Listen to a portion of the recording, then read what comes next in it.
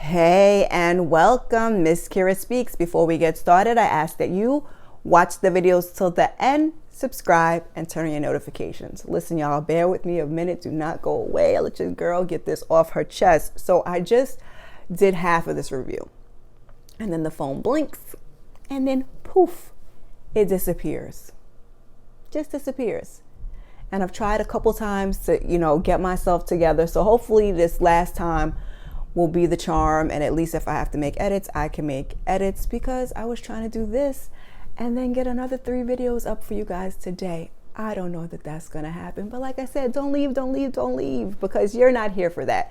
You're here for another episode of Raising Dion, season 2, episode 2, titled issue number 202, Sankofa. So as the episode opens, we go back 2 years. We hear screaming as Mark emerges from the crooked man. Nicole hits that crooked man with the lightning rod, while Dion also hits him with his power. The crooked man is no more. Or so we thought. We hear Pat explain, when Dion's power struck the lightning rod, he could feel every molecule of his body being torn apart. And then he was floating, and we see the molecules floating, the electronic charges, and we see his body being pieced back together. He further explains he doesn't understand what happened. All he knows is 1 minute he was dead, and then the next he wasn't. It took a whole day for his body to completely reform, and another day to walk to the nearest town. He stayed there. It was quiet. It was off the beaten path, and no one knew him. He figured he could make a fresh start. Now, mind you, he's having this conversation with Suzanne in isolation, where there are 2 men guarding him with guns drawn, just waiting. So she says, so you spent 2 years in a quaint little town, and then what? Are you here to get your old life back? He says he saw the crooked man. You are the crooked man, Pat. He says he's not, and he has to live for 2 years without that horror show inside him. That wasn't him, and now it's gone. He swears, except you just saw it. He says yes, same electricity, same power, but someone else has it now. Suzanne's like, that's impossible. Powers derive from mutated DNA. They're not transferable. And we might have agreed, but we've just seen it with our own eyes. Pat tells her, listen, I don't have powers anymore. He saw a video of the crooked man on the news. It killed a guy in the parking lot. Tell me what you're really here for, or my guys are going to hit you with those ionic charge suppressors. He says he's telling the truth. We don't have time for this. And his volume grows and it escalates. And they hit him with that ionic charge suppressor.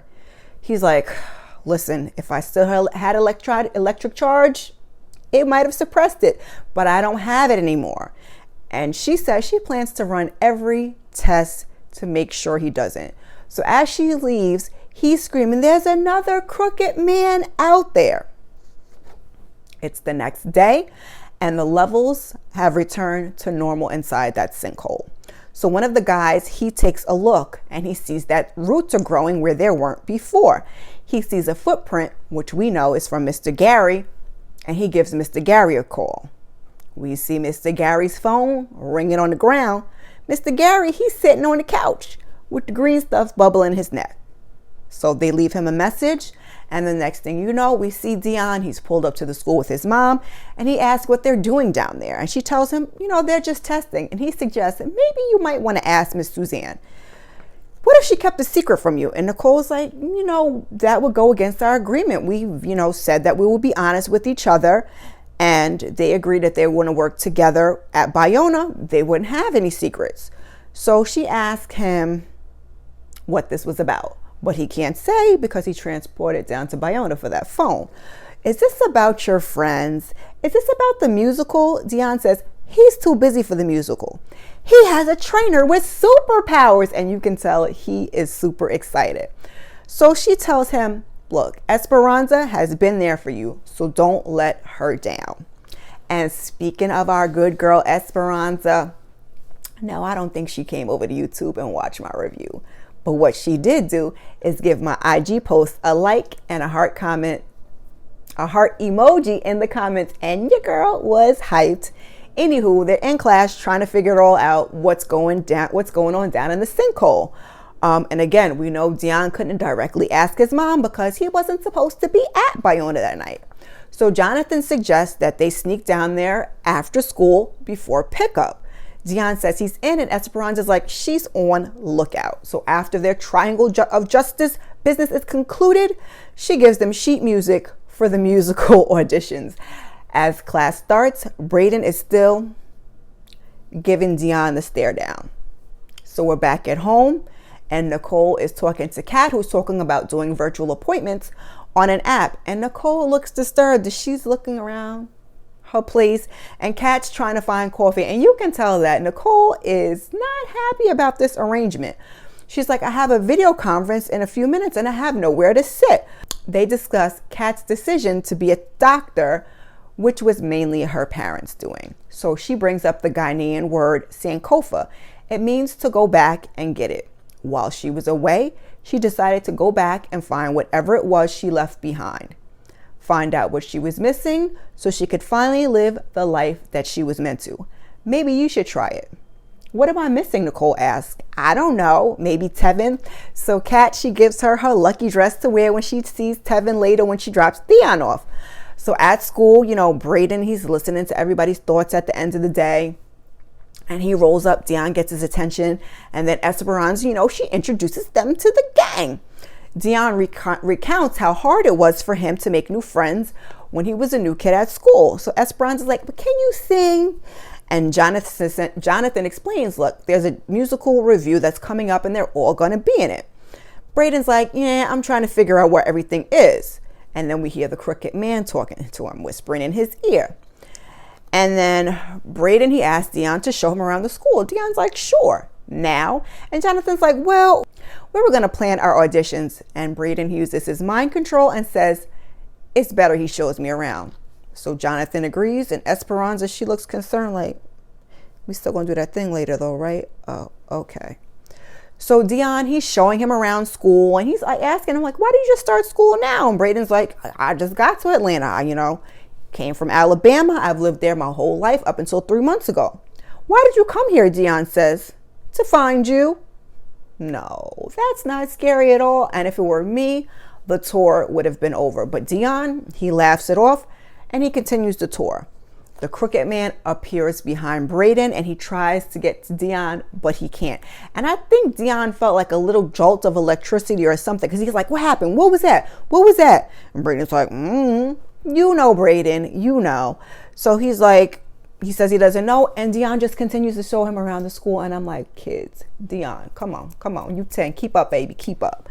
So after school, Esperanza rolls up on Nicole. She's like, hey, girl, hey, how you doing? And she tells her that Dion and Jonathan are doing some extra credit work. And Nicole's like, I wish he told me that he was going to be late. And Esperanza's like, you look beautiful, and this gives us time to catch up, girl. Meanwhile, Jonathan and Dion, they're over at that sinkhole when one of the Bayona guys comes over and tells Jonathan that he can't be here. Dion has managed to transport down into that sinkhole before he can be seen. And he takes a look around.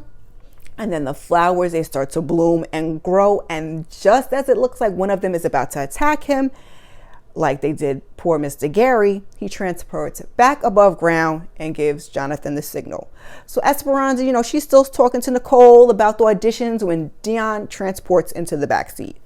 Esperanza, she heads out and Nicole is not happy. You can't use your powers in public. He says, it's not public. It's your private car that you own. But mom is worried that somebody might see him. We have rules. And then he's like, he wants to be able to judge when he can and can't use his powers. That does not mean that you could just talk to your mama any old kind of way. And Nicole says as much. And it looks, when they're driving off, it looks like Brayden might have seen him using his powers.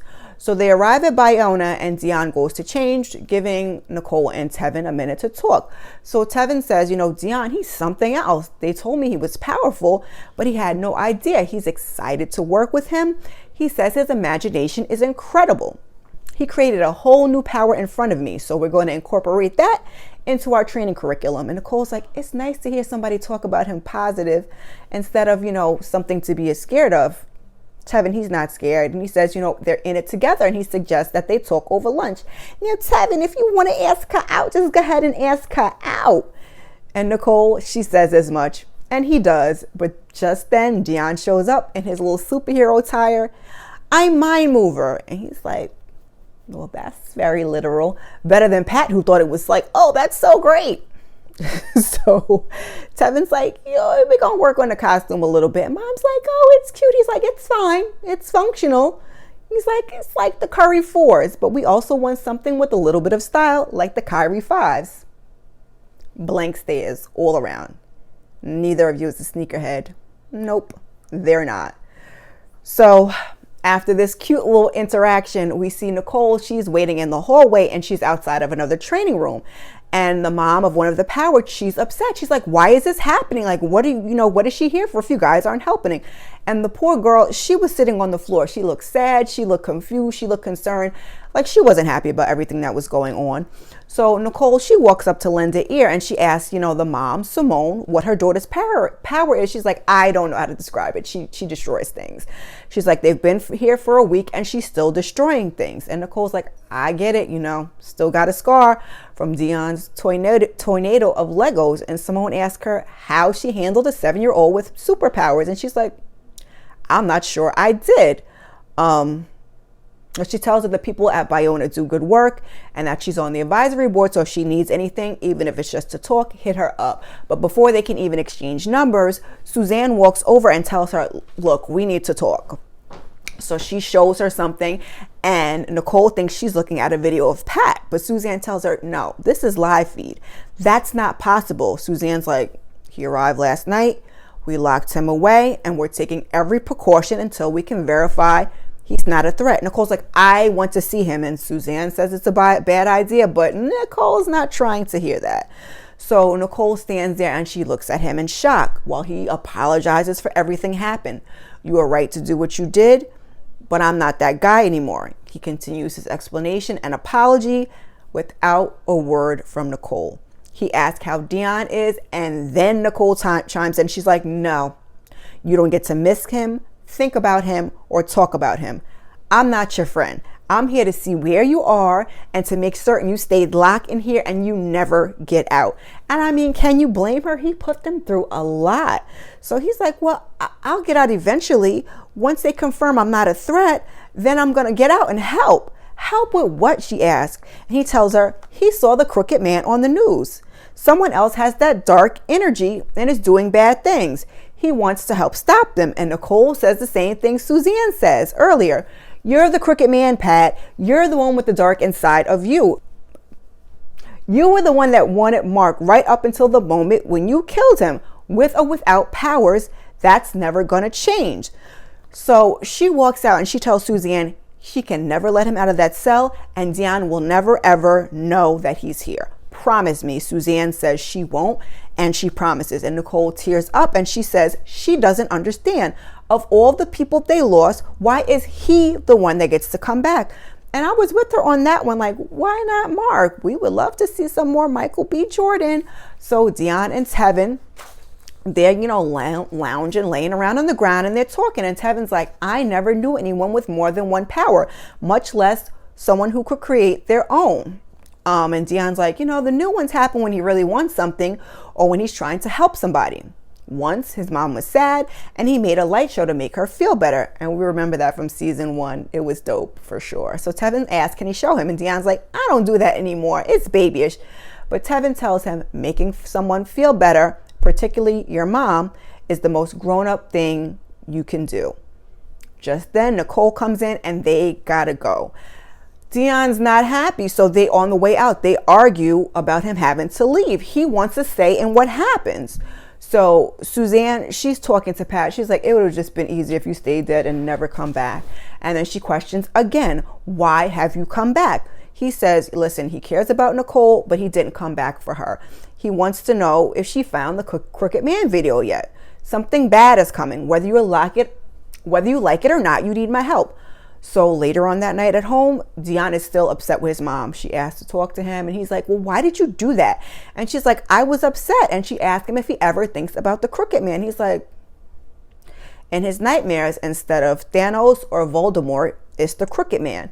And she asked if it helps a lot. He shakes his head yes again. Why didn't you say anything? He says, Mom, you're scared and I wanted to protect you.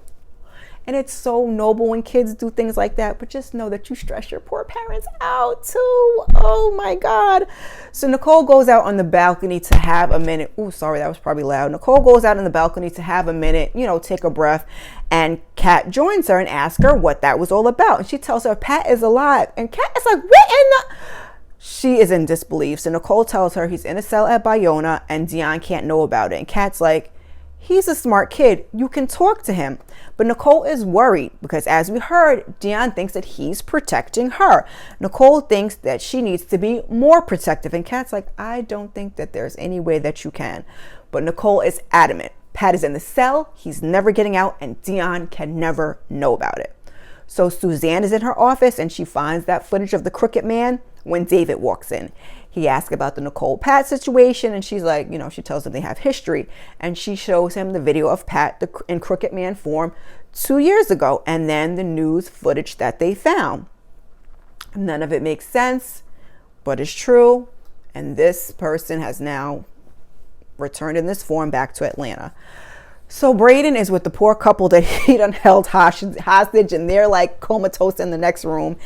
He's sitting at the table and he's talking to the Crooked Man. And the Crooked Man tells him his army is growing. Why do you need an army to fight Dion? He defeated me once, sent me into exile in pieces, but you would help me destroy him. And Brayden, he's just looking for somebody to care for him and he doesn't want to be alone. It's so sad. So he asked the Crooked Man what he could do. Take him down from the inside. So Brayden, he looks with this menacing look on his face. And then we see Dion is in his room when Brayden appears. He's like, did you break in? And then he accidentally exposes his powers. That's not what it looked like. I was just afraid. That's all. I was just startled. That's all. And I'm surprised Nicole didn't hear him come in because he was not quiet. Brayden's like, I'm not in your room. So Dion passes his hand through him to verify. I'm in your head. That's creepy. Dion asks him how he's doing this. And Brayden says, I have a secret. I have powers just like you. Dion looks surprised. I think we're going to be best friends, Brayden says. And he's smiling and he's sounding like Chucky. And that is where we end.